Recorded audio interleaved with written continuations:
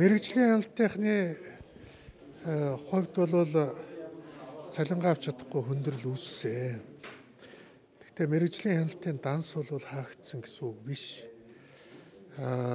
Шадар сайд тэрвэж таваг нийслэлийн мэргэжлийн хяналтын даргаыг томилохдоо хууль зөрчил томилоод өөрөөр хэлбэл хуулинд бол нийслэлийн мэргэжлийн хяналтын газрын даргаыг нийслэлийн засаг даргатай зөвшөлтсөд томилно гэсэн хуультай байхгүй. Тэгээ ингээ хууль зөрчөөд мэргэжлийн хяналтын даргын асуудлыг шийдсэн юм байна. Тэгээд энэ хууль бус мэргэжлийн хяналтын даргаыг бий бол зөвшөөрөхгүй байгаа. Яг бол нийслэлийн мэргэжлийн хяналтын ажил ямар байдалд орсон байсан, би хэрхэн хариуцлага тооцож байсныг бүгдээр л мэднэ шүү дээ.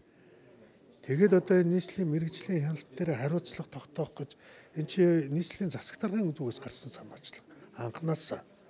Тэгээд энэ хариуцлагын асуудлыг өндөржүүлэе гэж засаг дарга тав тодорхой бодлого шийдвэр гаргаад явж хахад засаг даргаыг одоо үл хошоосон байдлаар томилгоо хийгээд тэгээд тэр нийслэлийн мэргэжлийн хяналтын дарга ч гэсэн одоо тэр засаг дарга надад одоо ямар ч хамаа байхгүй гэсэн үг яриад ингэж явж байгаа юм байхгүй юу.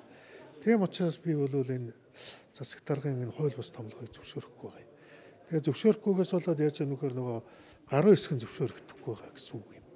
Өөрөөр хэлбэл манад их одоо буруу тогтолцоо байгааг нь илэрл байхгүй да. Тэр дарга нь очиж авчиж гаруй хэсэг зурж иж гүйлгээ хийдгээр хийчихэл дээ. Тийм ээ. Тэгээ энээсээ болоод ийм нэг хохирол байна. Гэхдээ би нэг зүйлийг бол шууд л хэлье.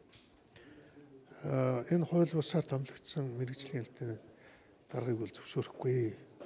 Энэ дээрээ бол би энэ шийдвэрээсээ буцахгүй гэдгийг хэлье. Энэ далимд асуухад нөгөө хүний амьд төрсэн барилгууд байгаа шүү дээ.